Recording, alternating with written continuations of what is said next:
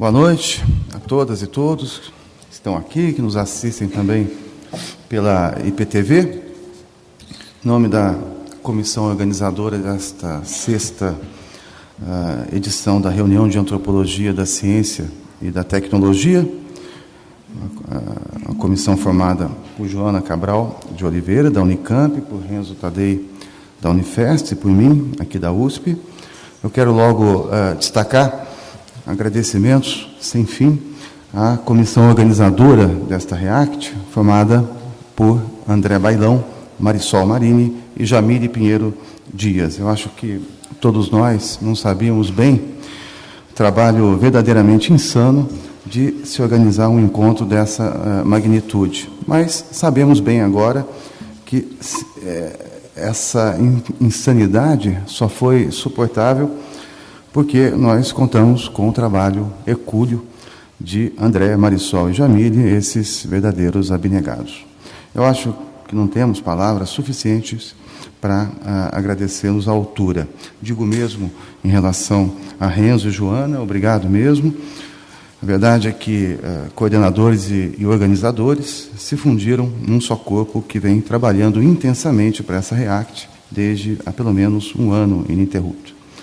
Obrigados nós que vamos poder aproveitar as tantas atividades científicas e artísticas desta REACT, que conseguiu, mesmo diante de várias circunstâncias adversas, se oferecer como um evento gratuito, assim, digamos, prezando pela democratização do acesso, razão porque nós não reservamos lugares nesse auditório, ficando a sua lotação condicionada à ordem de chegada.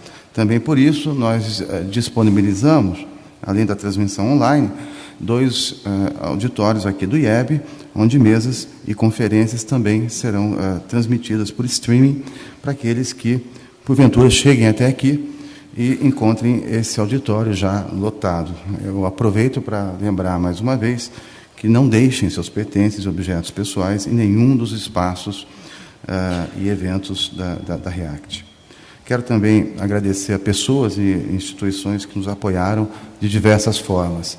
A Jaia Batista, pela competência e generosidade com que coordenou a programação artística desta REACT.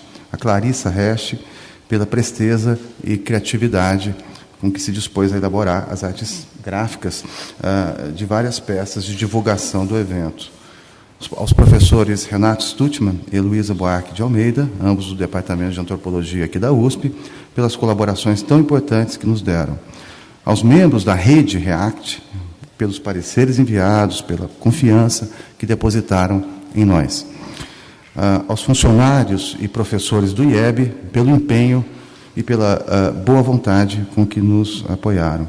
Agradecimentos também aos departamentos de História e de Geografia da FEFELESH USP, à administração da FEFELESH USP, à Prefeitura do Campus, à Superintendência de Segurança, à Guarda Universitária, aos seguranças do Complexo Brasiliana, ao Centro de Estudos Ameríndios da USP, à IPTV, aos técnicos, intérpretes e os monitores da REACT que vão nos acompanhar até o fim do evento. Nosso muito obrigado.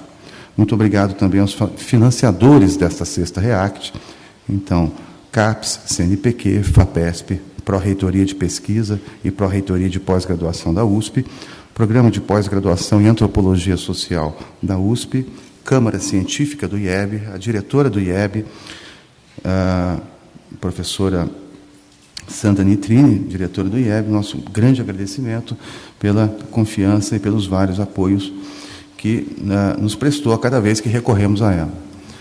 Aos núcleos de pesquisa LAPOD, USP e LISTA, Unifesp, que integraram a realização desta sexta REACT. Ao professor Eduardo Vargas, seu grupo da UFMG, pela exposição O Corredor de Nacala, Comboio, Carvão e Gente no norte de Moçambique, aqui no espaço BNDES da EDUSP. A Guilherme Menezes, pela exposição no mesmo espaço do premiado videogame Unicunim.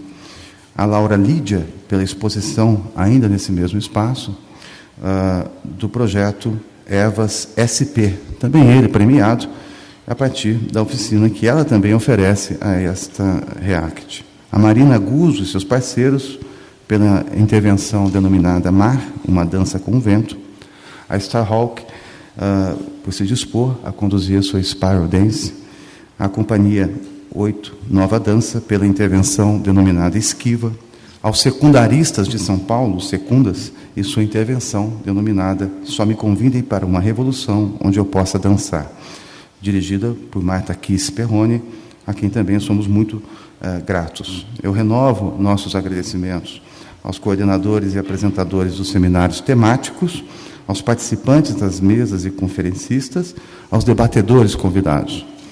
Nós quisemos mesmo apostar em relações transversais entre as questões abordadas na programação científica e aquelas da programação artística, a partir desses deslocamentos de linguagens. Por fim, antes ainda de passar a palavra aos professores Renzo, Joana e Sandra, para que declarem oficialmente aberta esta sexta REACT, não posso deixar de mencionar nossa profunda tristeza pelo falecimento, no dia 12 passado, do professor Antônio Cândido de Mello e Souza. A USP como um todo, especialmente a FEFELESH e o IEB, são devedores eternos a este intelectual e militante, cuja grandeza é a maior que se pode conceber. Não é apenas por mim que digo que, com toda segurança, Antônio Cândido foi, é e será a figura mais íntegra e admirável que seguirá guiando nossos corações e nossas mentes, gerações afora.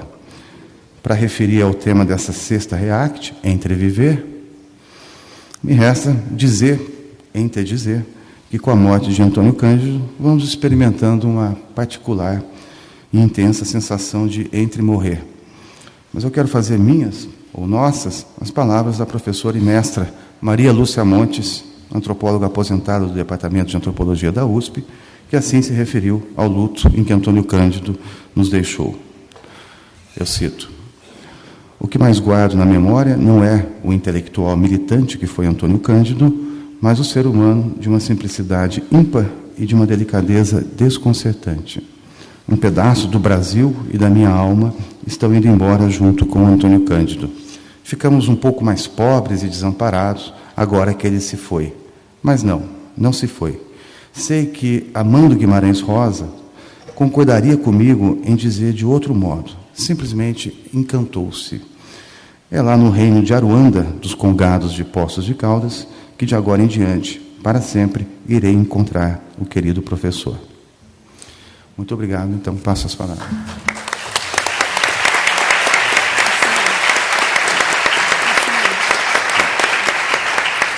Passo a palavra para a professora Sandra Nitrini, diretora do IEB.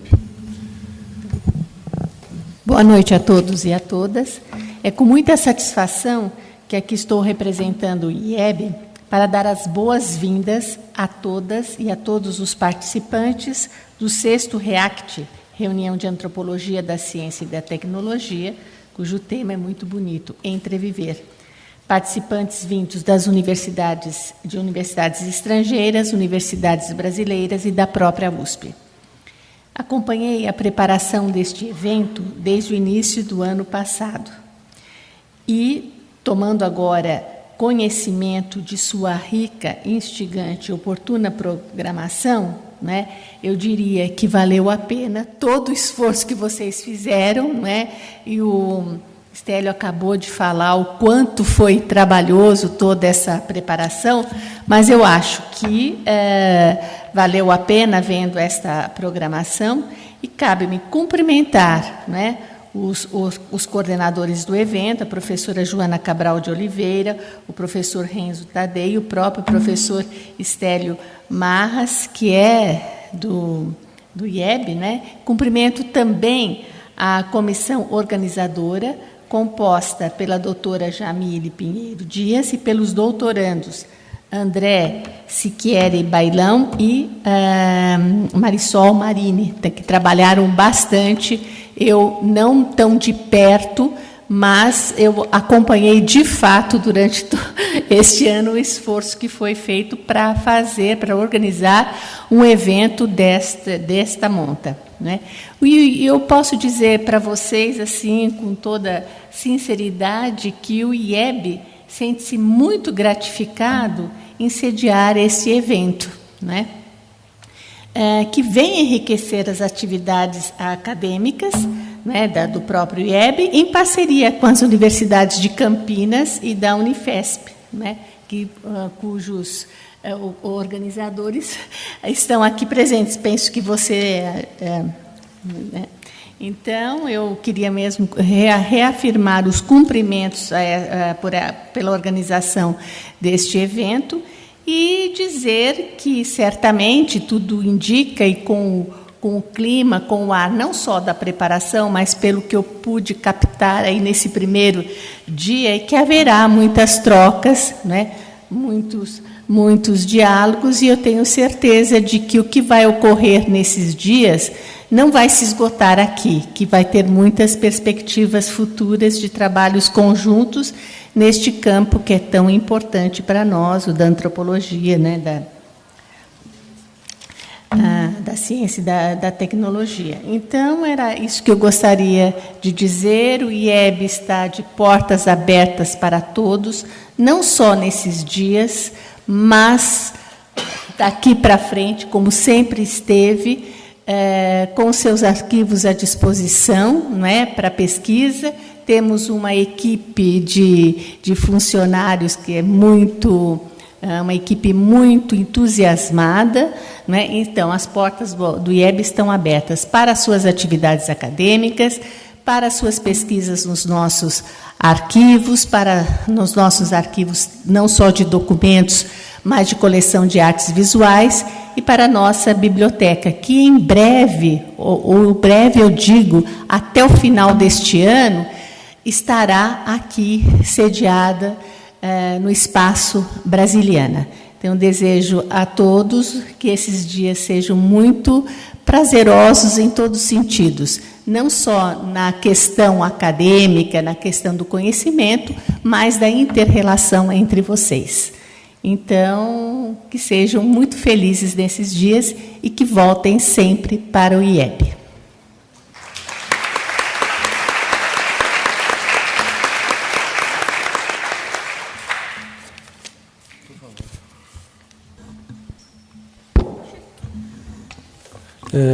Pessoal, eu rapidamente vou aproveitar esse espaço aqui, primeiro para manifestar a minha alegria e gratidão de ver o evento, né,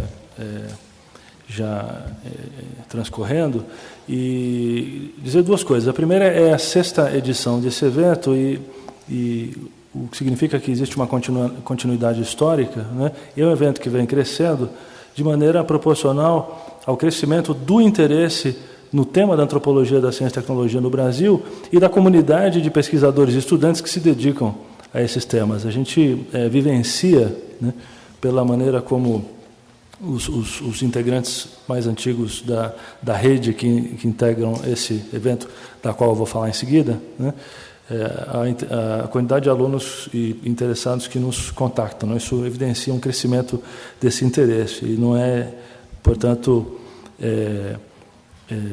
uma coisa desconectada do crescimento do evento em si, né? O evento, por sua vez, ele está sendo produzido aqui por 2 grupos de pesquisa, que é o LAPOD, né, o Laboratório de Pesquisas Pós-Disciplinares da USP, da qual a Joana e o Estélio são coordenadores, e o LISTA, que é o Laboratório de Pesquisas em Interações Sociotécnico-Ambientais da Unifesp. Mas, de uma maneira mais ampla, quem produz esse evento é uma rede de núcleos e grupos de pesquisa, né? Uma rede formada por 9 grupos de pesquisa em diversas universidades brasileiras, né? E eu vou rapidamente listar esses grupos. Na UFRJ, o grupo que talvez seja o grupo pioneiro no que diz respeito a essa rede é o Grupo de Estudos em Antropologia da Ciência e Tecnologia, o GEACT, né? Na Unicamp, o Grupo de Estudos Interdisciplinares em Ciência e Tecnologia, o GEICT. Na Federal do Rio Grande do Sul, o Grupo de Pesquisa de Ciências da Vida. Na Unicamp, novamente, o Grupo de Pesquisa Conhecimento, Tecnologia e Mercado, o CETEM. Na UNB, o Laboratório de Antropologia da Ciência e da Técnica, o LACT. Na Federal de Minas Gerais, o Laboratório de Antropologia das Controvérsias Sociotécnicas. Eu já mencionei o LAPOD, né, aqui na USP, o LISTA na Unifesp, e existe o Laboratório de Sociologia dos Processos de Associação na Unicamp, o LASPA. Né? Então, isso tudo para dizer que existe uma comunidade que transcende, né, não só em tamanho, mas também em atividade de interação acadêmica, os momentos em que esse evento acontece, ainda que o evento seja a coroação dessa interlocução que acontece no tempo. Né? Essa é a primeira coisa. A segunda coisa é a respeito dessas imagens que vocês estão vendo na comunicação visual do evento. Algumas pessoas vieram perguntar, né, que imagens são essas. E essas imagens têm uma história muito interessante. Né? Elas foram produzidas por uma naturalista alemã chamada Maria Sibylla Merian, que viveu no século XVII. E ela foi uma naturalista praticamente autodidata, que produziu uma quantidade imensa de estudos sobre transformações de insetos, né, e metamorfoses, particularmente no momento em que ainda era paradigma na Europa a ideia de que os insetos se desenvolviam por geração espontânea na lama. E ela veio por conta própria para o Suriname, dentre outros estudos, e ela fez uma série de estudos incríveis a respeito dos ciclos de vida dos insetos, provando que eles não surgiam na lama. Isso na verdade, vem do Aristóteles, a ideia de que os insetos surgiam na lama. Né? Então, isso, de uma certa forma, uma série de feixes que se encontram a questões de gênero, questões de revolução em conhecimento científico, questões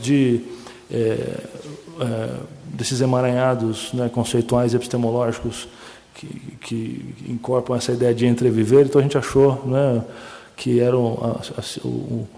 iconizava e indexava de maneira muito apropriada o que a gente queria passar aqui no evento. Né?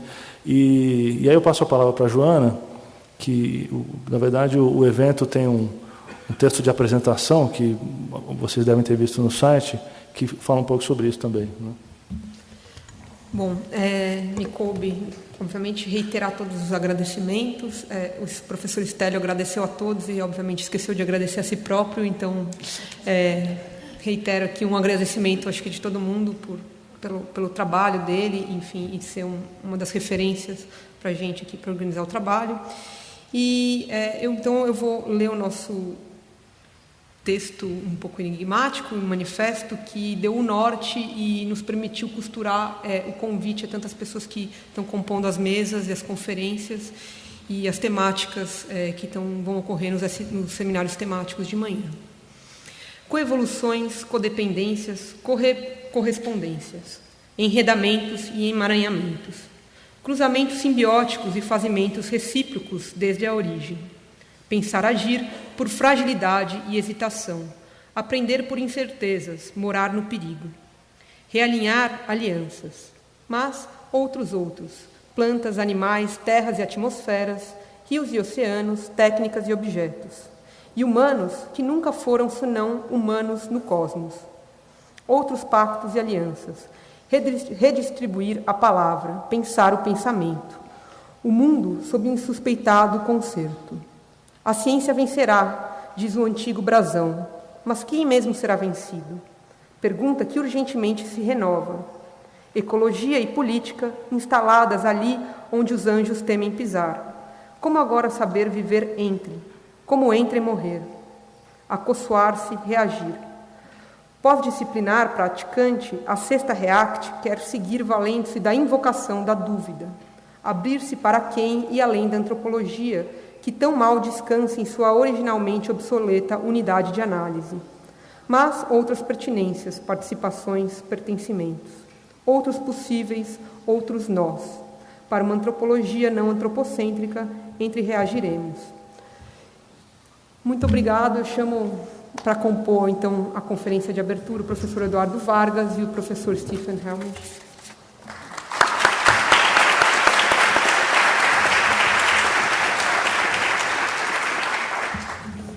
Boa noite a todas e a todos. É uma enorme satisfação estar aqui participando desse sexto REACT. Eu acho que vocês estão vendo o trabalho que estudar e acho que o resultado muito legal de estar acontecendo, afinal de contas. Eu estou aqui para fazer a apresentação do Stephen. Stephen é um dos nossos convidados especiais Ele é doutor em antropologia pela Universidade de Stanford e professor de antropologia do MIT, tendo sido professor visitante nas universidades de Cornell, Rutgers e the New York University. Seus trabalhos investigam como os biólogos tornam os limites da vida uma categoria de análise. Oceano Alienígena, Viagens Antropológicas em Mares Microbianos, ainda não traduzido para o português, é um estudo sobre biólogos marinhos que trabalham em reinos geralmente fora da vista e do alcance. O mundo microscópico, o mar profundo e os oceanos fora da soberania nacional. Oceano Alienígena ganhou muitos prêmios, entre os quais o Prêmio do Livro Sênior, de 2010, da Sociedade Etnológica Americana, o Prêmio do Livro Gregory Bateson, de 2010, da Sociedade de Antropologia Cultural, e o Prêmio Raquel Carson, do Livro 2012, da Sociedade de Estudos Sociais da Ciência. Este livro mostra como micróbios marinhos estão emaranhados com debates sobre a origem da vida, a mudança climática, a propriedade no oceano comum e a possibilidade de vida em outros mundos. Um livro anterior, Silicon Second Nature, Cultivando a Vida Artificial em um Mundo Digital, é uma etnografia da modelagem computacional nas ciências da vida. Inédito no Brasil, este livro ganhou em 2000 o prêmio Diana Forsyth Book da American Anthropological Association. Também inédito no Brasil, o livro mais novo de Stephen, Fazendo Soar os Limites da Vida, Ensaios em Antropologia da Biologia e Mais Além, questiona definições mutantes de vida, água e som. Atualmente, Stephen está trabalhando em um novo livro sobre ciência das ondas em domínios que vão da oceanografia à cosmologia, à medicina, à acústica, à teoria social. É com muita satisfação que recebemos aqui Stephen e eu passo a palavra a você. Muito obrigado.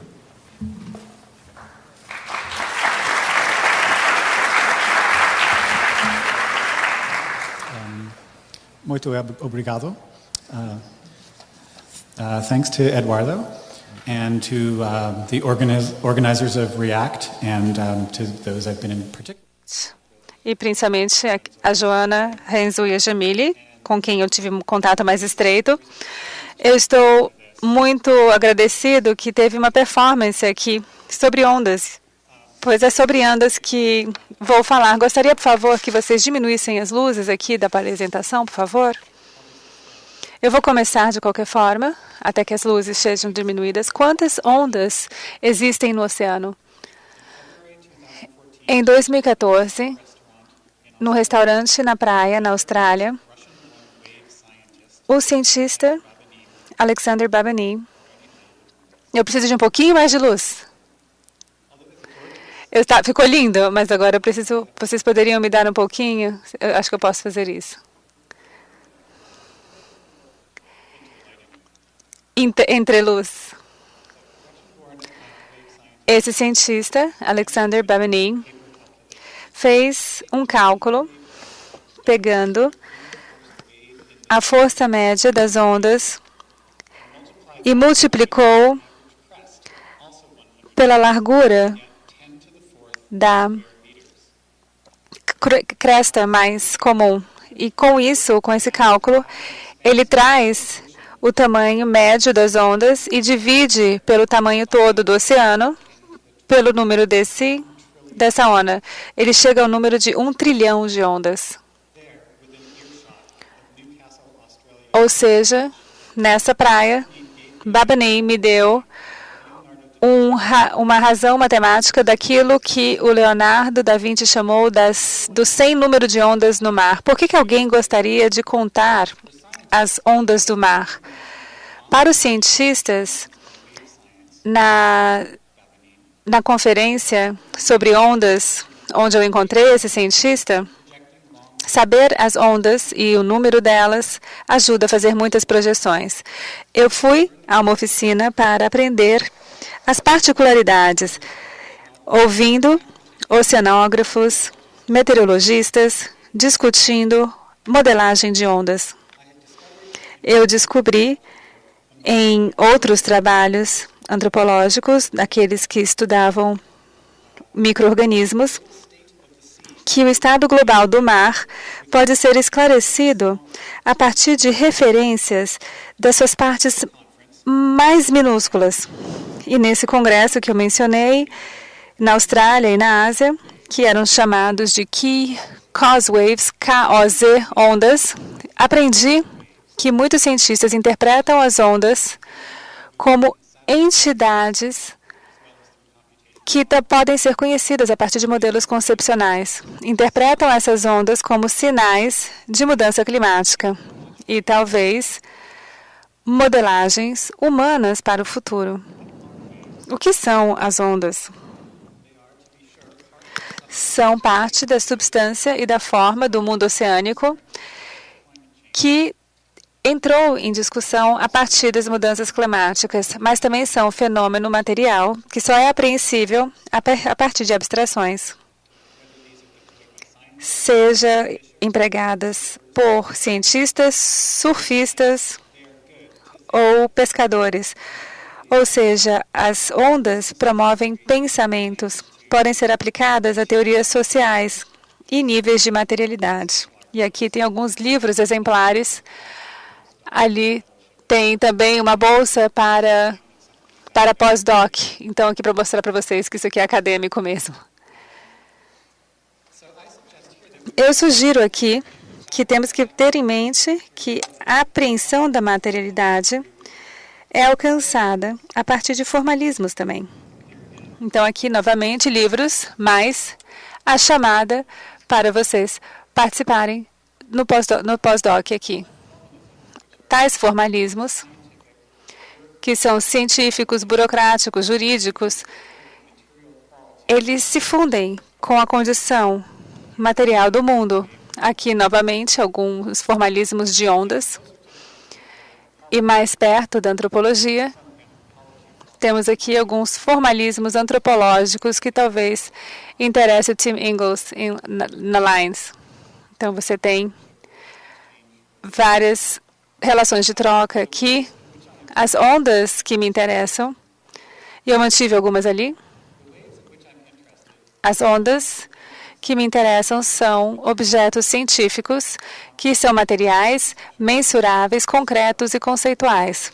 Ou seja, emprestando o que Hansberger fala, eles também são epistêmicos e técnicos. Como antropólogo da ciência, tenho interesse em explorar como a natureza acontece no discurso, nos laboratórios, nos artigos científicos e procuro saber como os formalismos científicos, como as ondas, espécies, a vida, operam para identificar as entidades do mundo. E como uma pessoa interessada em conversações contemporâneas sobre o que é não humano, e novamente aqui outros livros, conversações que tratam de coletivos de multiespécies como insetos, fungos, árvores, micróbios, bem como, recentemente, água, óleo, luz, lama e rocha. E eu fiquei muito feliz de ouvir a discussão sobre a atmosfera aqui e o ar. Tenho interesse em saber como que as ondas podem nos ajudar a pensar sobre as relações humanas com o mundo inorgânico. Portanto, hoje falarei sobre as ondas do mar e os futuros climáticos. Aqui tem alguns cientistas olhando para o futuro de um bar. E para valorizar isso, e valorizar a questão sobre o futuro, a gente pode perguntar qual que é a história das ondas. A pergunta pode parecer estranha, porque as ondas podem ser fatos da natureza, são elementos atemporais, mas como história da oceanografia, uma cientista disse que as ondas revelam ondas sem fim até o horizonte, e não há evidência da presença humana. Carl Schmitt, ele disse que as ondas seriam... O mar não tem caráter nenhum, dizia ele. Ele desprezava um pouco. E ele falava que não havia caráter. E dizia que nada havia nas ondas, senão ondas. De acordo com a história, as ondas podem ter manifestações diferentes em tradições diferentes do mar, na economia e para pescadores, para surfistas e para matemáticos. Mas sendo entidades materiais, a sabedoria diz, lá estão elas, capturadas ou não pelo aparato científico concebido para modelá-las. Para alguns cientistas que estudam as ondas, os modos de representar as ondas estão se transformando, mas também os padrões das ondas também estão sendo transmutados.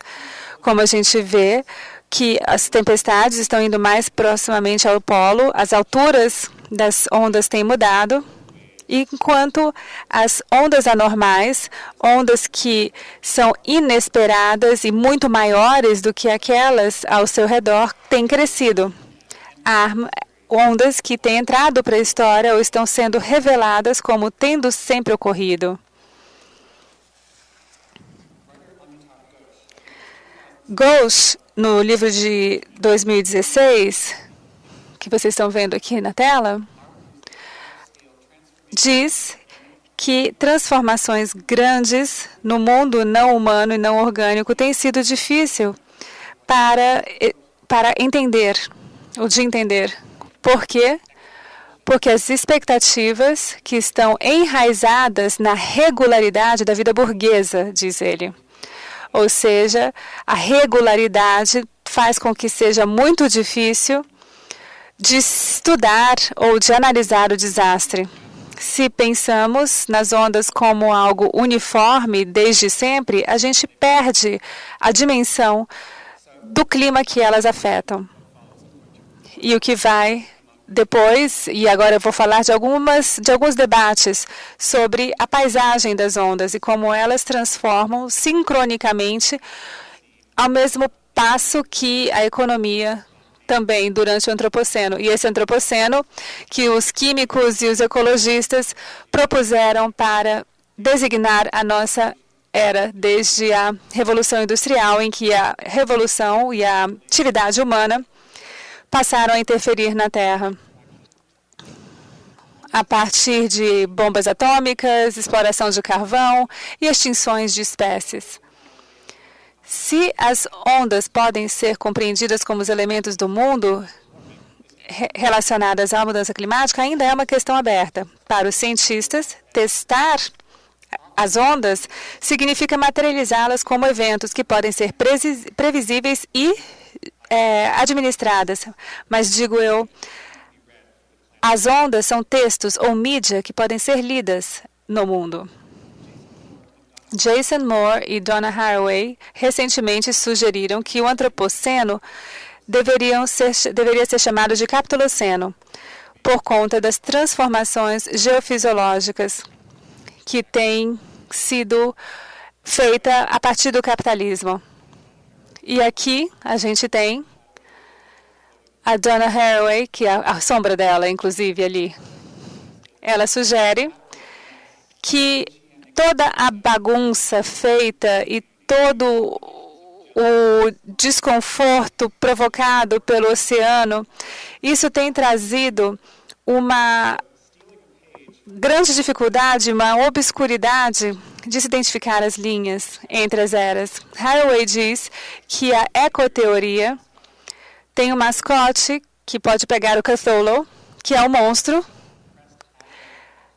que é potente e vem da Terra. E aqui você vê o gigante aqui, tentacular aqui. E daqui que vem o nome terceiro no quadro. Ela sugere que a gente deveria chamar essa era do Catuloceno, que é uma época em que o que é antigo e o que é contemporâneo não é capaz de ser totalmente distinguido um do outro. Mas as ondas sendo interpretadas como textos, é possível você ter a imagem de muitos braços sendo aparecidos de forma a trazer ondas. E ondas, para os cientistas, trazem para dentro a antropologia. A antropologia, então, traz figuras humanas para a ciência das ondas. Em primeiro lugar, vou falar da pesquisa sobre as ondas e depois vou falar da conferência do congresso que eu participei no Canadá e, em terceiro lugar, eu vou falar da outra conferência da Austrália, em que eu comparo a ciência das ondas nos hemisférios norte e sul, argumentando que algo como a teoria do sul. Se o Komarov diz que o do norte, os europeus, os americanos, fazem análise social sem compreender adequadamente todas as forças no mundo, e eles falam isso, que isso ficou evidente no sul, principalmente na África, eu detecto em alguns oceanógrafos que pensar a partir dos oceanos do sul com mais água e com mais gelo é diferente e pode destruir os modelos constituídos no sul.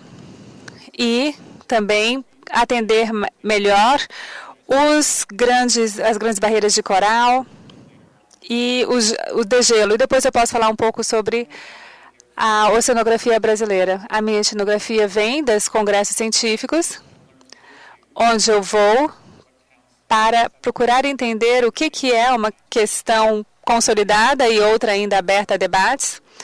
Eu refletirei explicitamente sobre a história natural e reflexiva, usando o trabalho de Barty e outros, em relação à história, então. Como que as ondas no mar passaram a ser modeladas de modelo sistemático, por exemplo, no desenho de navios. O primeiro relato oceanográfico vem na Europa e dos Estados Unidos, que buscavam conhecer o mar para guerra, para colonialismo e depois para fazer cabos submarinos. Mas bem antes dos computadores, e mesmo já no século XX, as informações sobre as ondas eram reunidas no próprio mar. Nessas fotos aqui, da década de 40, Willard Zackham e de San Diego, medindo as ondas com uma régua, gente. E ali, medindo de um anfíbio, ele escreveu, equilibrando. Aqui eu estimo essa altura que estava quase me pegando, deveria ser 1/3. E depois ele falava a resposta no microfone e mergulhava para a onda passar por cima dele. Era assim que ele media as ondas naquela época. A Segunda Guerra Mundial foi um ponto de virada. Então você tinha esses veículos anfíbios que chegaram em vários lugares da Europa e puderam modelar outras ondas. E a onda das ciências, então, passaram a integrar as grandes ciências, passando a usar dados mais abstratos e agências e estações climáticas de medida, vendo, inclusive, as ondas a partir de aviões e aeronaves. As representações das ondas, de acordo com Tara Rogers, eram os comentários dos cientistas de Hauptl e também fazia retórica de calcular e trazia um discurso feminilizado e generificado das ondas como sendo seres femininos. E claro que durante o século XX outras coisas aconteceram. As medições de Bascom aqui, por exemplo, também traz uma generificação do mar. Após a Segunda Guerra Mundial, esse ramo da ciência continua. Pesquisas militares com as explosões no Pacífico Sul criaram ondas choque, que são ondas antropocênicas, criadas pelo homem, que viajam e têm a velocidade muito maior do que as ondas normais. Eu sei que há cientistas nucleares que querem colocar o antropoceno a ser começado no primeiro teste nuclear. A infraestrutura costeira também ajudou no desenvolvimento da ciência, como, por exemplo, na perfuração para petróleo, para a exploração do petróleo. Isso era chave para processos de industrialização, para instalações no mar, mas em 1971 inventou-se o espectro de potência da onda, onde as ondas não são analisadas individualmente, mas como um grupo de ondas sobrepostas, com diferentes origens, ondas pequenas e grandes. Portanto, uma onda como essa que você vê na foto, essa textura pode ser feita de forças causadas por um furacão que aconteceu uma semana atrás, assim como energia recente do vento. Portanto, essas imagens não são fotos de ondulações tiradas da lateral, mas sim de ondas se cruzando e colidindo. Os cientistas desenvolveram sistemas para que o mar fosse algo a ser analisado estatisticamente. E conforme as ondas viraram estatística,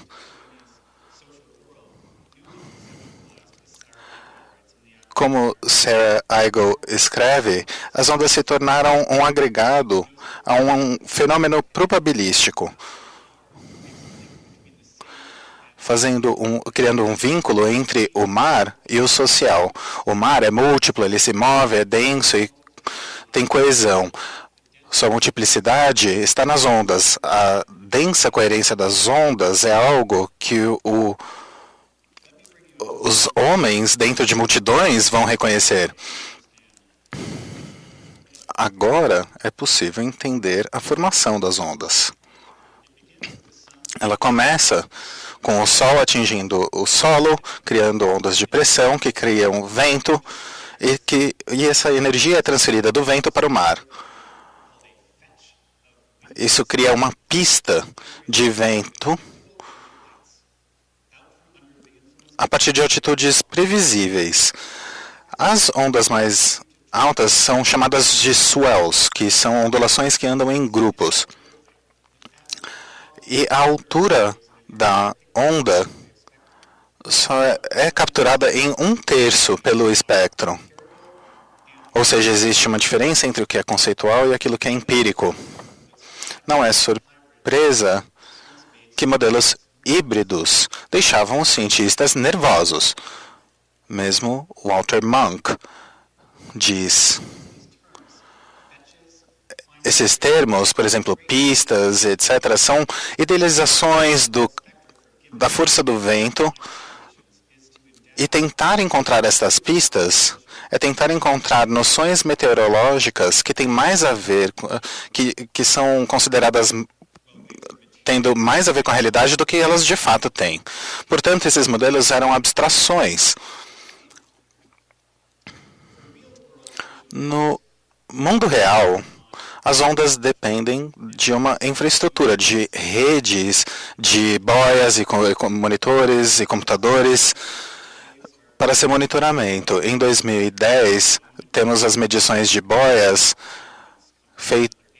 instaladas por uma série de governos e alianças, e este é do Centro Nacional de Dados de Boias.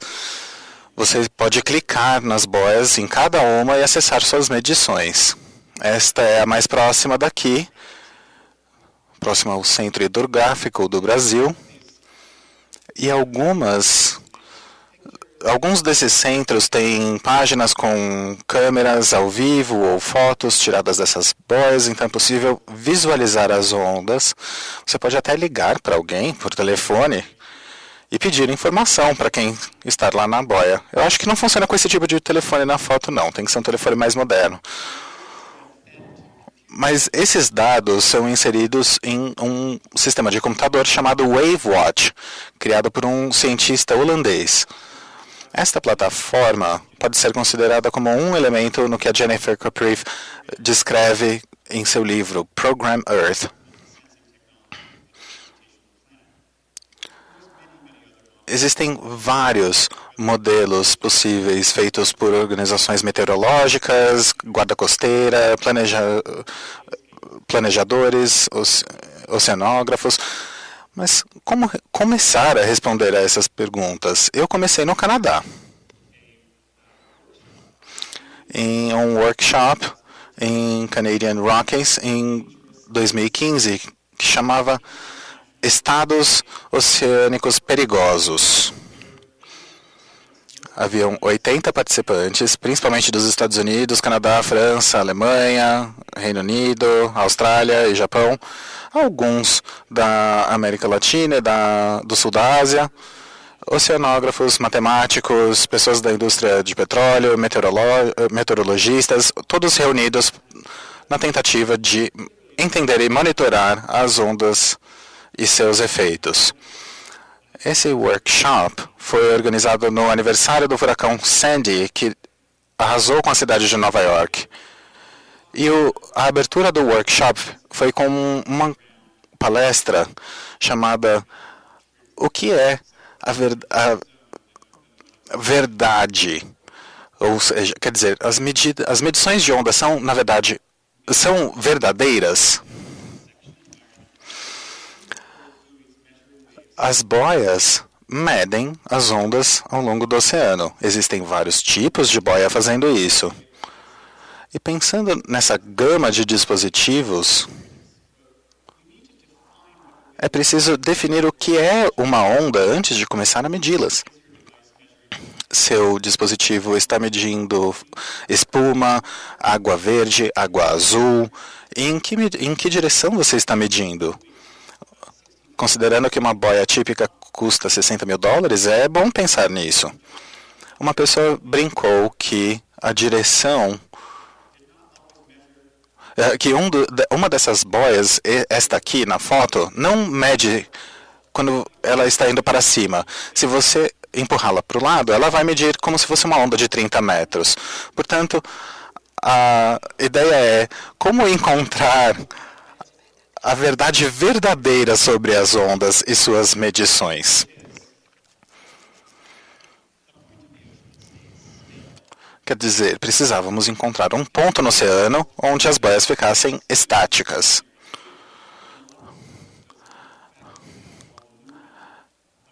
Muito trabalho é feito para entender os movimentos das boias para que os dados representem realmente as oscilações. Um cientista disse que os dados não são abstrações, são criações humanas. Toda a interface entre um processamento de dados e outro exige esforço e causa atrito entre os dados. O próximo palestrante, que trabalha para Extreme Seas, que é um consórcio europeu de universidades, diz que existem duas certezas, a epistêmica e a física. A epistêmica inclui dados, modelos e estatística. Ou seja, você via que existia uma dualidade entre a representação e a realidade para esses cientistas.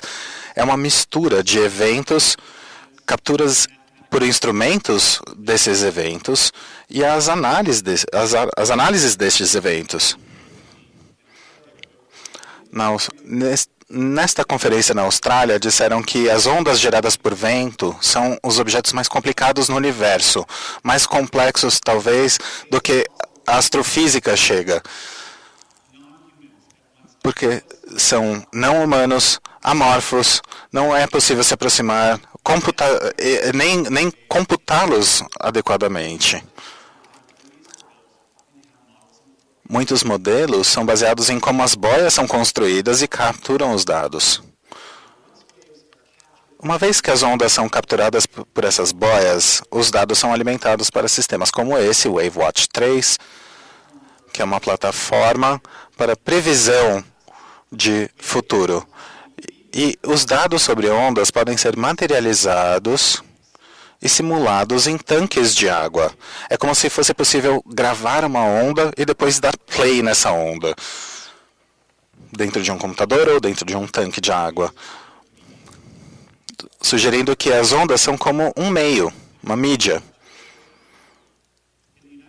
Nos Estados Unidos, as ondas são oficialmente consideradas parte do clima desde 1973, quando as Nações Unidas ratificaram um Código de Vida no Mar,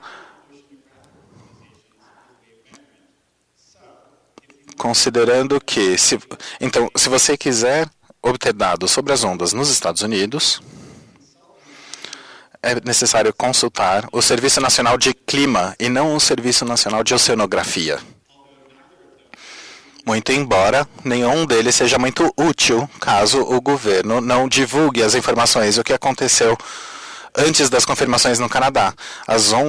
Os dados sobre ondas nos Estados Unidos estavam indisponíveis na época da conferência no Canadá. Existem oceanógrafos e meteorologistas discutindo sobre sobre a acessibilidade dos dados sobre ondas.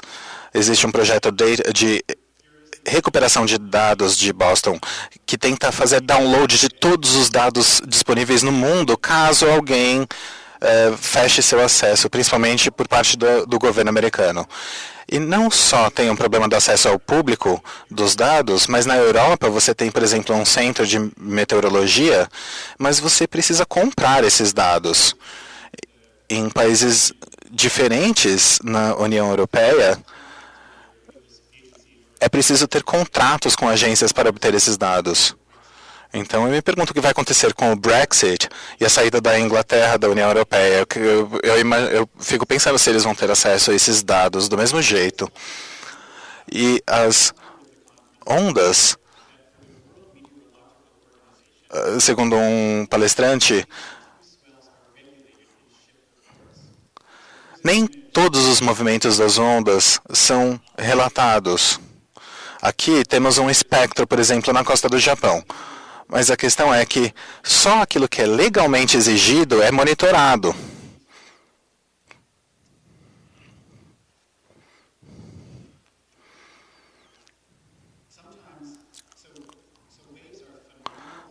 Então, as ondas são objetos matemáticos, legais, políticos, e às vezes caem numa área cinzenta, por exemplo, quando as boias são roubadas por piratas. Muitos cientistas de ondas nos contam histórias de procurarem boias em seus computadores e perceberem que elas estão em terra. Ou seja, os piratas passaram elas para um caminhão, uma picape, e estavam andando em terra com elas. Portanto, os modelos computadorizados nos remetem a 1960, quando se criaram códigos semelhantes ao da circulação global. E eles são modelos gerados por supercomputadores que exigem muita refrigeração. E os cientistas falaram que isso contribui com o próprio carbono que eles estão monitorando.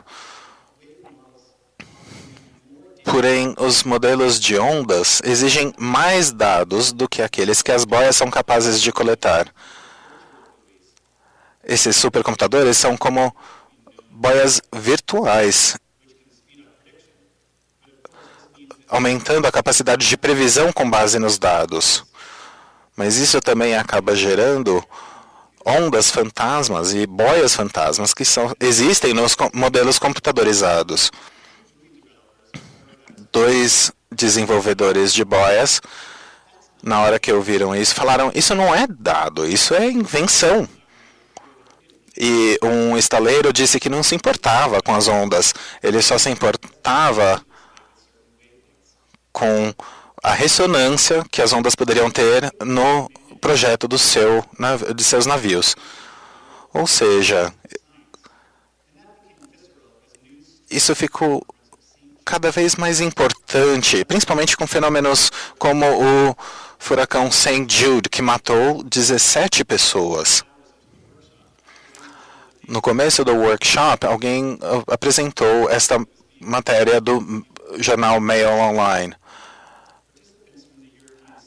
E participantes europeus ficaram felizes em ver que seus modelos eram bons em acertar o que acontecia no passado, mas estavam frustrados que as pessoas ainda continuavam morrendo por causa das ondas e indo atrás das ondas. Por exemplo, esse surfista, todos lembram de uma história de um garoto de 14 anos que foi varrido para o mar enquanto nadava perto da costa.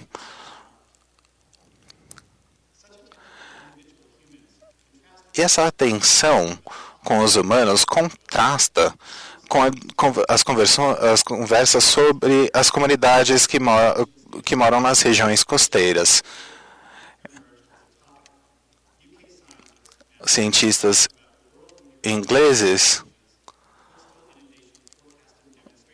fizeram um projeto de demonstração de projeções de inundações de áreas costeiras.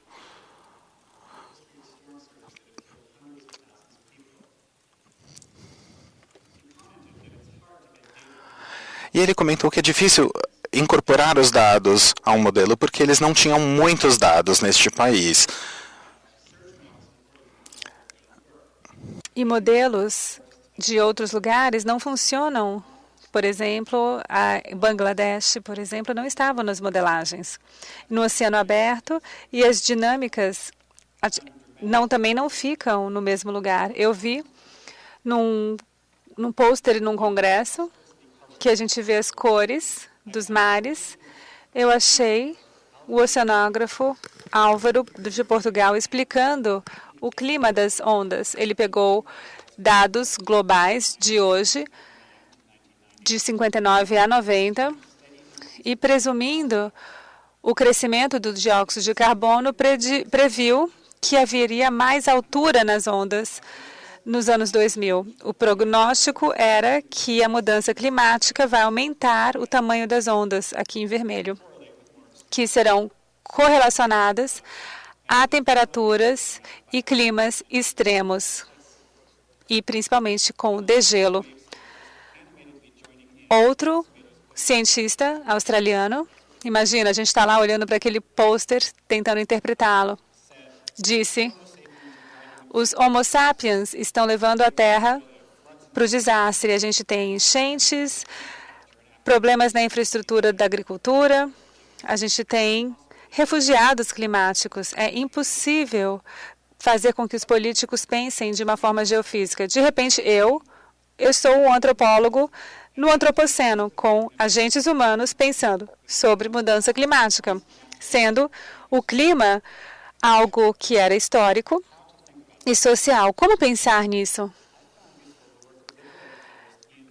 Ian Balcom, com seu trabalho de teoria literária, ele fala que há uma divisão de dois tipos. Ele chama da história 1, que é normativa e secular, do iluminismo, contada pelo Ocidente, e a história 2, que é subalterna, pós-colonial e, às vezes, até sobrenatural. O Ian Balcom propõe que a mudança climática vai engendrar a história 3, que é natural e histórica, que tem a ver com o que depois Chakrabarty falou. Ele também fala na história 4 graus centígrados, que é o aumento de temperatura previsto para o próximo século, e essa imagem nos ajudou a pensar sobre isso. Ao falar do antropoceno com cientistas ao redor desse pôster, conversando sobre as esperanças do Atlântico Norte e como as coisas podem dar muito errado no norte se as ondas aumentarem muito, como, por exemplo, as rotas marítimas podem ir para o brejo. E ondas não esperadas terão o dobro do tamanho das ondas ao redor delas mesmas. Aqui a gente tem Mares Extremos, que é uma organização que fala que as tempestades vão aumentar as ondas grandes e as ondas nocivas e anormais. Todo mundo acreditava que essas ondas grandes existiam. Era uma vez, elas eram míticas. Elas eram contadas por marinheiros lendários, mas hoje elas são aceitas como sendo reais, apesar de que seu índice de ocorrência ser desconhecido. Em 95 veio a primeira medida na Noruega, nessa plataforma aqui, tratando a onda como estatísticas, ela foi chamada de a onda Drautner. Aqui é algo feito no Japão de 1929, que parece o clip art das ondas grandes. O que causa tais ondas? Elas emergem da sobreposição de mares. As ondas se chocam dessa forma e elas são amplificadas. Elas emergem de ondas e com a interação com as correntes. No Cabo da Boa Esperança, por exemplo, você tem lá que há uma confluência de vários tipos de onda e de várias direções. Nós podemos esperar que em algumas áreas dos oceanos onde o vento aumenta e você tem mais eventos cruzados, você terá mais ondas anormais e nocivas. Elas aparecem e são ontologicamente novas, porque são amplificadas, são personagens num drama do antropoceno, agentes não humanos criados por agências geofísicas. Chakrabarty sugere que o antropoceno duplica a figura do humano, colocando os humanos incorporados ao lado do humano com letra maiúscula, sendo um agente com capacidades não humanas. E essas ondas gigantes, elas são a materialização do humano com o não humano. Elas não são como aquelas ondas, não são um sinal da bondade de Deus. Basel, no século IV, ele dizia que quando o céu, o mar encontra a terra, há um benefício e uma bondade. Essa aqui é uma onda sobrenatural e não se trata de uma bênção de Deus. Na mitologia nórdica, você tem as ondas seduzindo os marinheiros. Elas também não são emissárias, como Nietzsche dizia, que disse como essa onda é gananciosa. Parece que ela quer algo. Ela se rasteja com uma pressa aterrorizante nesse labirinto. Mas lá vem outra onda, ainda mais gananciosa e mais selvagem que a primeira. E a sua alma também parece estar cheia de luxúria para cavar e buscar tesouros. Essas ondas também não são as ondas de Otávio Paz, que é a minha vida com a onda. A onda que a gente leva para casa, uma sedutora que pode ser domada numa conquista sexual heterossexual, também não. As ondas nocivas são, o nome em inglês é rogue, são grandes, imprevisíveis o suficiente para atrapalhar a ordem natural das coisas. E a possibilidade que elas surgem mais no sul me traz a minha última parte, ou seja, de volta para a Austrália. Eu começo nessa conferência chamada COS, que é o primeiro congresso sobre ondas na Austrália e na Ásia. E eu estava lá por conta das palavras FIRST, que é primeiro, e Australasian, que é Austrália e Ásia. Eu não esperava achar estudos subcoloniais nem interpretações nesse sentido nos modelos computacionais. Eu queria virar as modelagens de cabeça para baixo, como fazem com o mapa. A Austrália, ou seja, Euro-Austrália, praticamente não é uma comunidade distinta. Apesar do nome, ninguém, salvo uma pessoa do Irã, tinha alguma residência acadêmica na Ásia. A gente estava com cientista da França, do Reino Unido, ou seja, a gente estava com a Europa no hemisfério sul.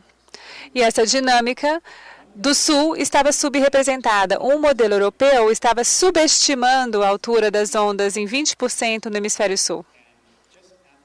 E logo depois da oficina, publicada sobre os modelos, o resultado dos mares do Sul, que foi um tópico num congresso que foi essa daqui, que era internacional e era sobre o hemisfério Sul. Quais são os outros elementos que fazem a diferença na modelagem das ondas no hemisfério Sul? Na Austrália, me disseram 4 diferenças. Primeira, há muito mais radiação solar atingindo o mar no sul do que no norte.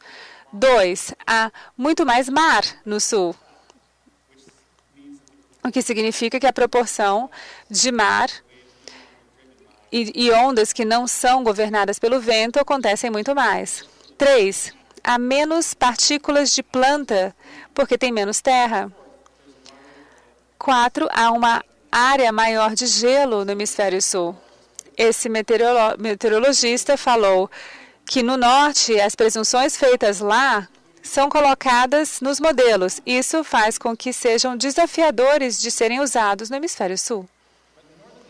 Mas as premissas do norte são difíceis de serem ignoradas, porque eles têm mais ferramental do que a do sul, e há razões geopolíticas por causa disso. E na Índia, na África do Sul, no Brasil, na Argentina, no Chile, na Indonésia, não tem tido tanto recurso para pesquisa nesse sentido. Nem a Austrália, por exemplo, só tem apenas 25 boias. Os dados de satélite também não são suficientes para substituir. Aqui no Brasil, no exemplo, por exemplo, em 2010, os pesquisadores aqui em São Paulo tinham menos medidores, boias de medição, usavam aqui, por exemplo, olha o que é, no NWW3, que é o WaveWatch 3, Observatório de Ondas 3, que modela as ondas no Brasil, com base mais em dados de satélite do que em boias. Jean e John Kameroff dizem que as geografias do Sul são tratadas como tradições exóticas e, acima de tudo, de dados não processados. Poderia dizer que na oceanografia, o hemisfério sul, ele tem sido interpretado como uma zona de dados não coletados e nem sequer interpretados. E que tipo de dados serão coletados? Será dados sobre as tempestades, sobre o degelo? Quais são as questões? Então, todas elas questões políticas. E o que ocorre, então, quando o modelo de um lugar é transposto para outro? Os técnicos se preocupam com isso. Eles fazem que tem que ter um ajuste local. Mas qual é a fronteira entre o ajuste para o local? Às vezes o ajuste, às vezes é só mera adivinhação. No congresso que eu fui, há muitas falas sobre esse ajuste.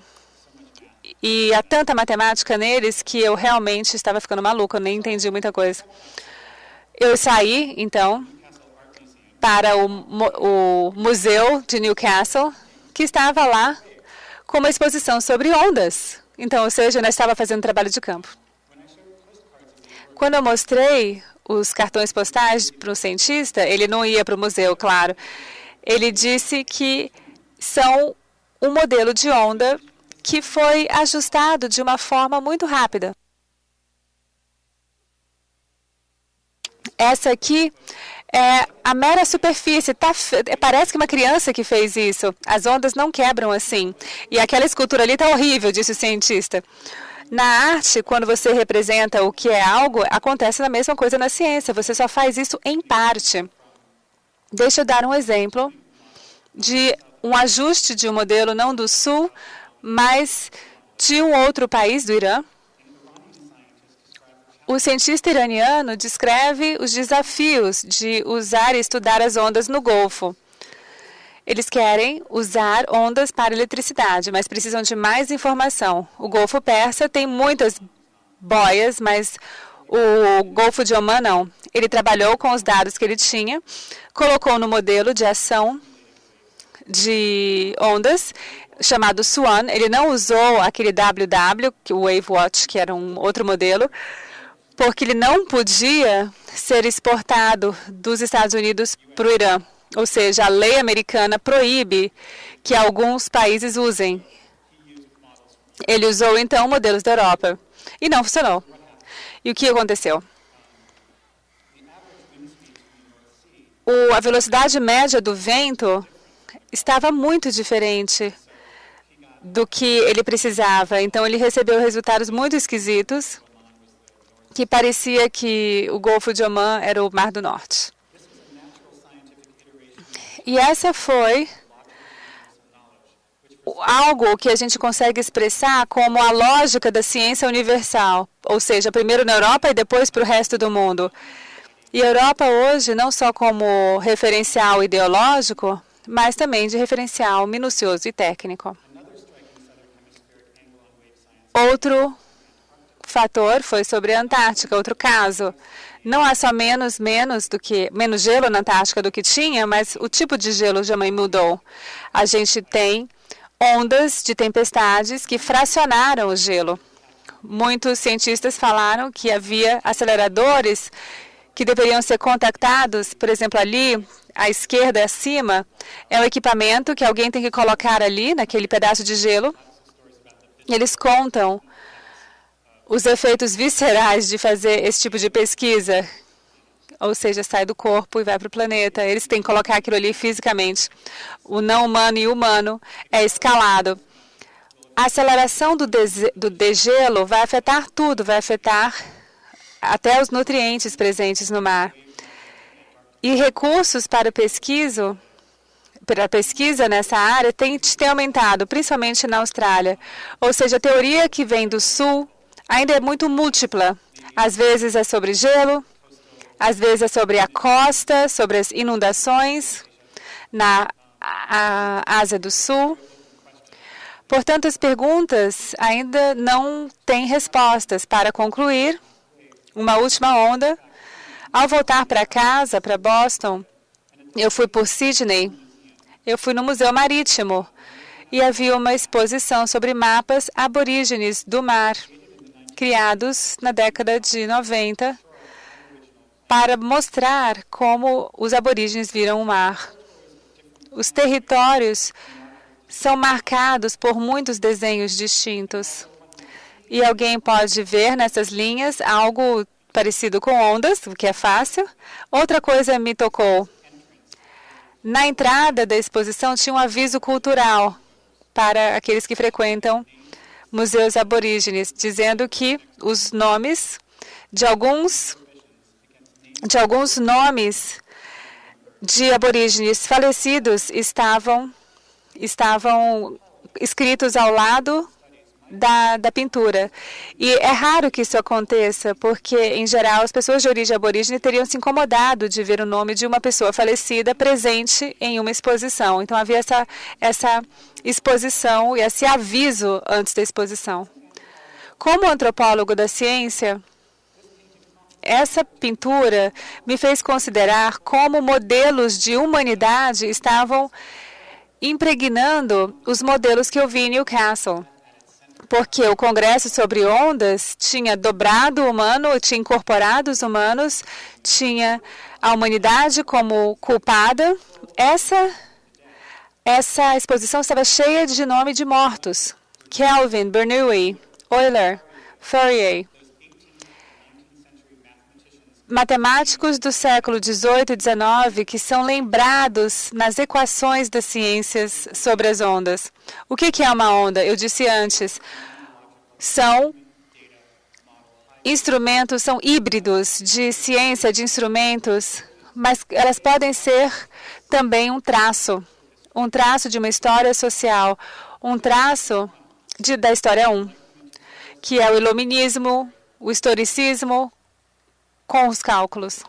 Talvez, todavia, as ondas também, devido às lutas religiosas dos matemáticos, podem trazer traços da história 2. Os infinitesimais, quando foram desenvolvidos, chacoalharam a Igreja Católica, porque confundia a matéria com a sua medida.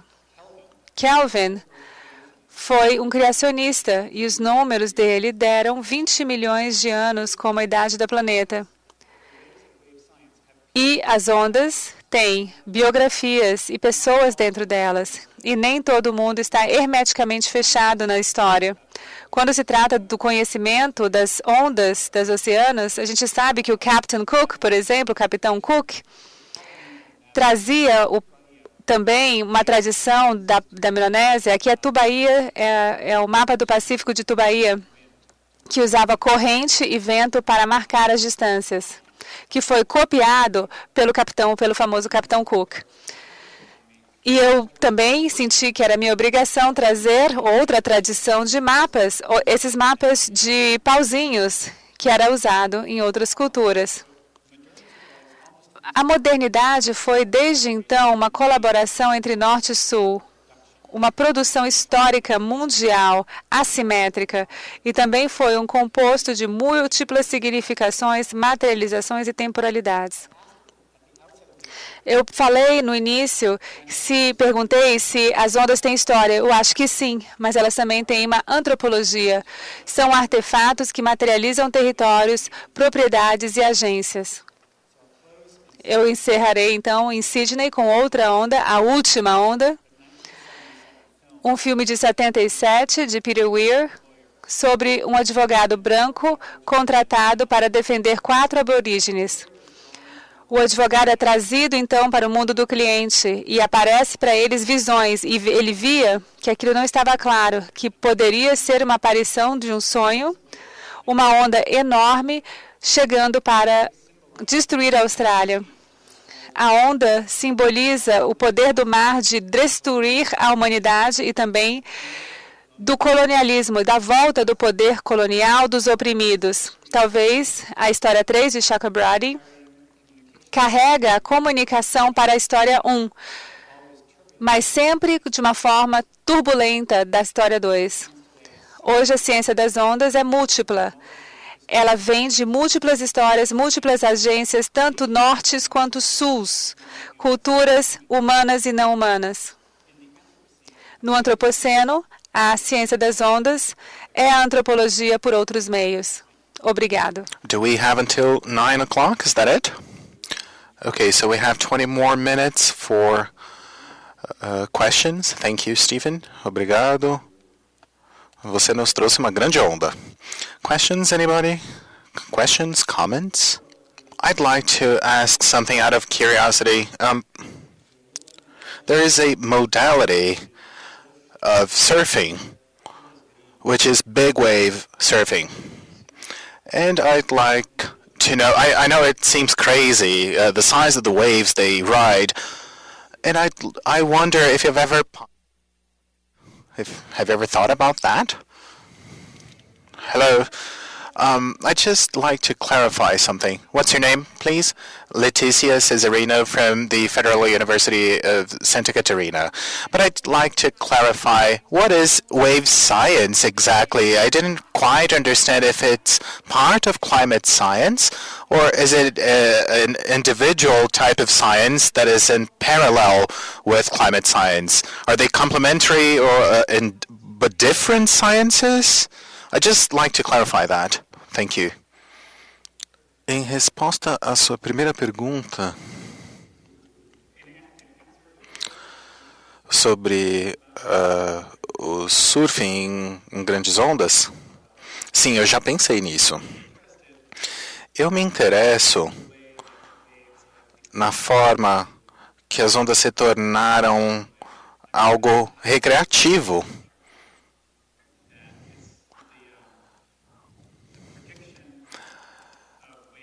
E gerou uma infraestrutura de previsão, quer dizer, aquela onda vai satisfazer algum desejo, mas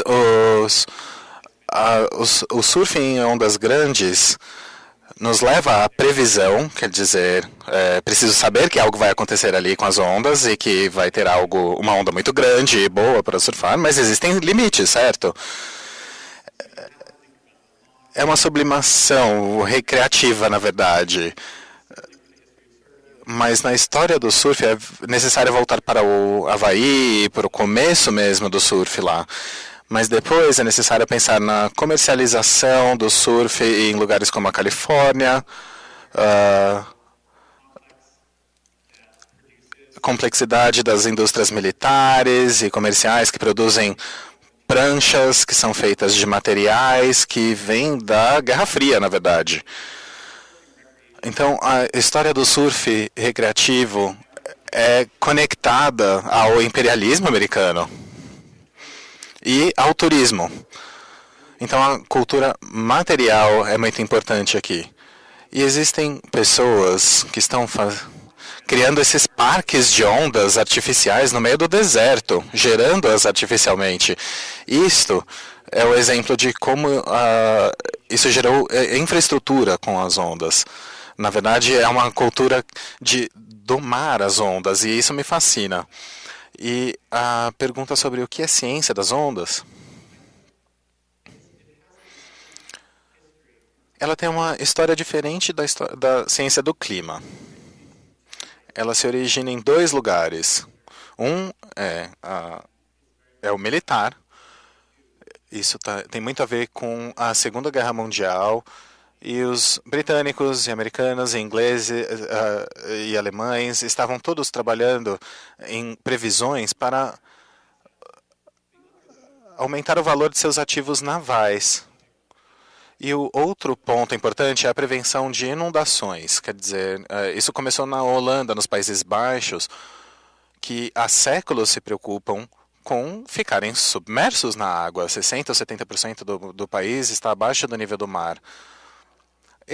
Essas 2 coisas se tornaram parte da climatologia mais adiante. Então, em 1973 foi quando a ciência das ondas se tornou oficialmente parte do clima, com a Convenção das Nações Unidas sobre a Lei dos Mares. Não sei quem modelou as ondas primeiro, se foram os oceanógrafos ou se foram as pessoas construindo os diques da Holanda, mas com certeza isso se tornou mais oficial nos anos 70 e se tornou parte da climatologia nesta época, apesar de serem coisas distintas.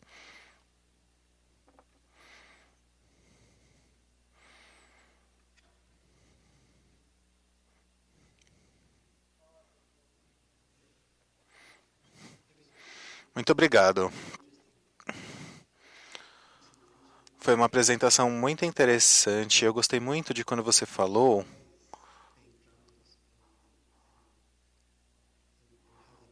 sobre o papel do solo sobre as ondas.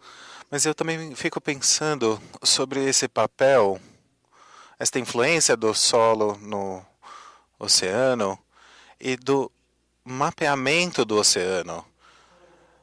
E eu pensei em como o mar foi dividido com base em territórios de solo, águas internacionais e nacionais.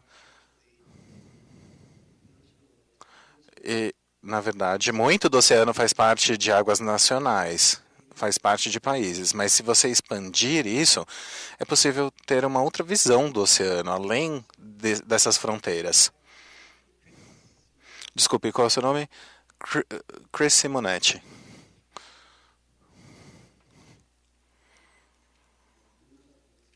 I'm Lucas from the University of São Paulo. My question is, well, I have a few doubts as to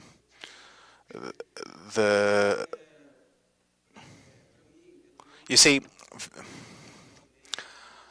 I also study seas and oceans, and in my conception, oceans are an immensitude of water with lots of organisms, of plants, and phytoplanktons, which, as you probably know, is one of the greatest potentials in biomass in the oceans. But during your speech, I noticed you use inhuman and inorganic to talk about waves. But I keep wondering, because there is such a variety of microorganisms in the oceans. I don't know how. I don't know about the researchers working on the waves that you study. But I wonder if they separate things to talk about waves. To talk about waves separating organic organisms from inorganic matter and how they compose waves also.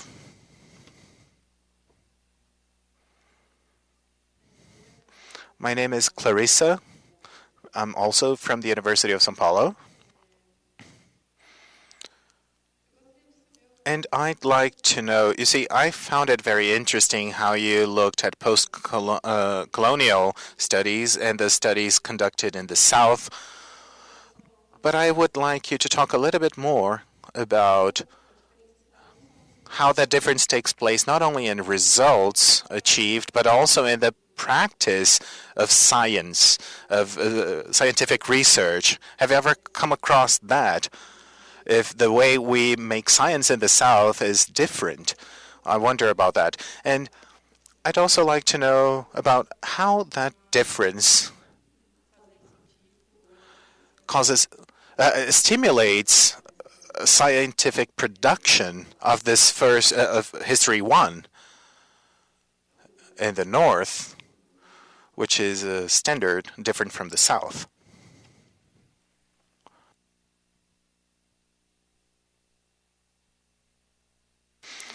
Muito obrigado pelas perguntas, são perguntas excelentes.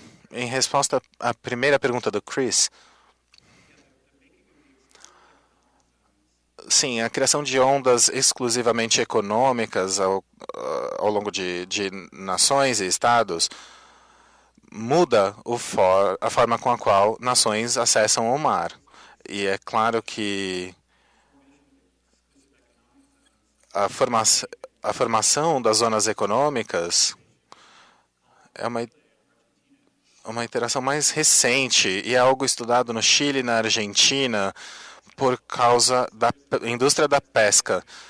E é muito interessante como isso foi colocado como uma resistência a regimes globais. Mas depois foram adotados por outros países, até como os americanos, que nunca assinaram o Tratado das Nações Unidas da Lei dos Oceanos. Mas é claro que isso nos remete aos ingleses e holandeses e à pesca do bacalhau, mas eu vou tentar resumir isso. Existem esses limites, essas fronteiras enlouquecem quando você para pensar nas nações ilhas, como no sul da Ásia.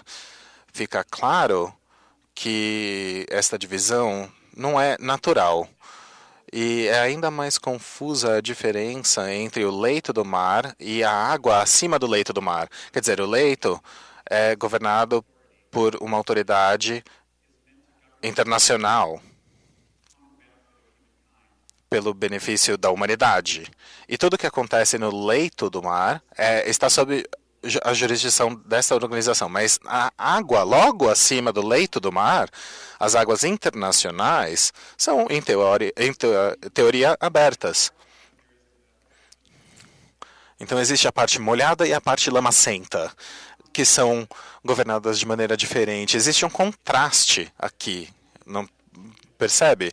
E essa autoridade internacional do leito do oceano foi fundada nos anos 60 como um movimento pós-colonial da Jamaica e outros países para ter acesso aos recursos do oceano.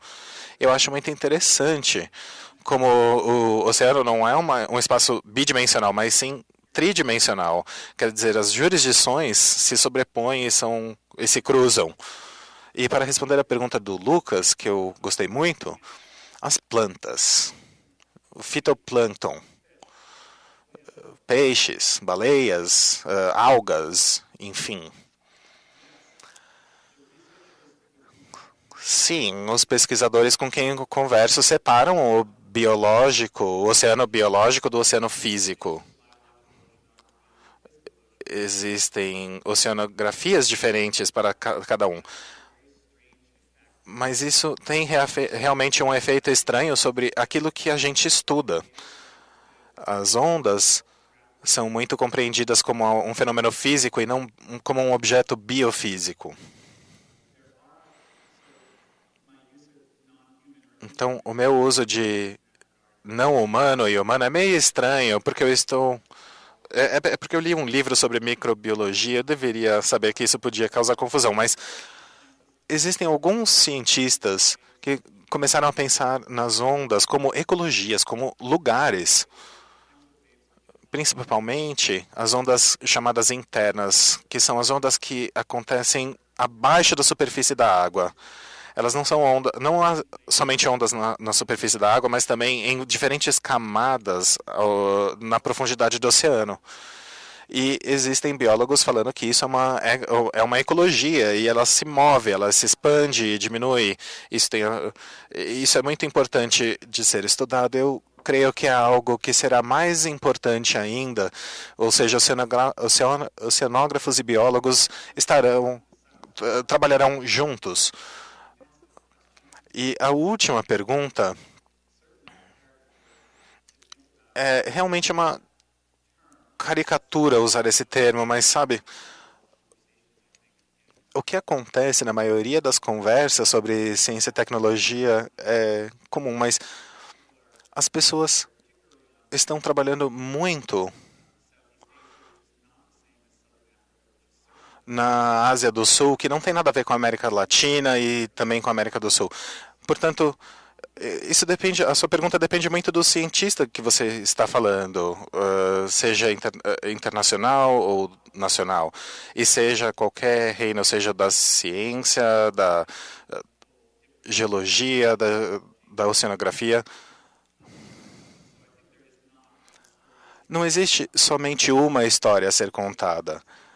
E é claro que essa história é sobre transnacionalismo e é algo sobre o que eu gostaria muito de falar, mas em profundidade. Estudante aqui no IEB. Quando você fala sobre essas diferenças nos oceanos do norte e do sul, eu queria saber se você está falando das correntes marítimas, né? Porque, do ponto de vista histórico, a gente sabe que essas correntes elas definiram muito da história do próprio país, do Brasil, por exemplo, né? Porque era muito mais fácil fazer a navegação e estar ligado, por exemplo, à África, aqui a partir do sul do país, do que no norte do país, que a ligação era direta com a Europa, né? Então, eu queria saber se isso entra também nessas considerações. Sou estudante de doutorado lá do FRJ, do IFIX, mas a pergunta é... Juliana, nesses estudos sobre as ondas do Sul, gostaria de saber se há um interesse pelos estudos do Peru, né? Porque o Peru tem uma história com as ondas, né, milenar. Agora passou por um novo fenômeno do El Niño, que está devastando o litoral, e a civilização mochica, né, que é anterior à civilização inca e que foi devorada pelas ondas também. Eu acho que aí tem um interesse mitológico, inclusive.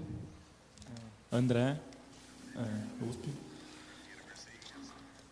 Uma pergunta específica sobre o seu campo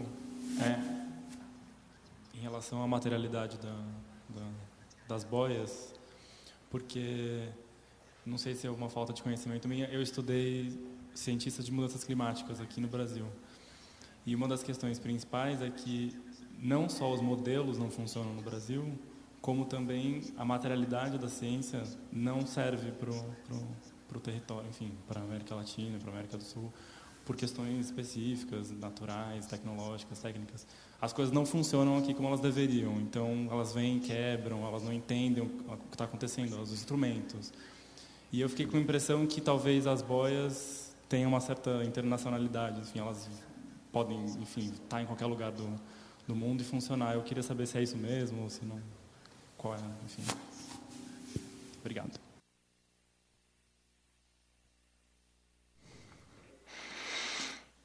Muito obrigado pelas perguntas. Em resposta ao Cássio sobre a Cássia sobre as correntes, eu acho muito importante essa questão. E eu nunca gastei muito tempo com cientistas pensando nas correntes, mas elas são com certeza parte da história. Mas a minha pergunta seria entender como o conhecimento dessas correntes se tornou útil para quem e quando e onde. Porque a sua pergunta sugere que as relações comerciais até foram motivadas por isso. E eu só consigo pensar em um livro de um oceanógrafo historiador que escreveu sobre a história das correntes e falou sobre a Inglaterra, algumas questões britânicas no final do século XVIII. E as correntes também são tridimensionais, porque elas não só se movem na corrente, mas também mudam de profundidade dependendo da temperatura.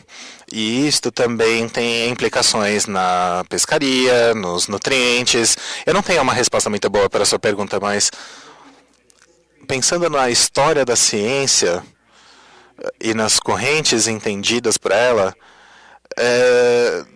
se a pergunta é se elas influenciaram o comércio, eu diria que aí que eu me torno um antropólogo diferente do que eu sou. Quer dizer, eu diria que é a natureza das correntes, propriamente ditas, que criaram as atividades materiais.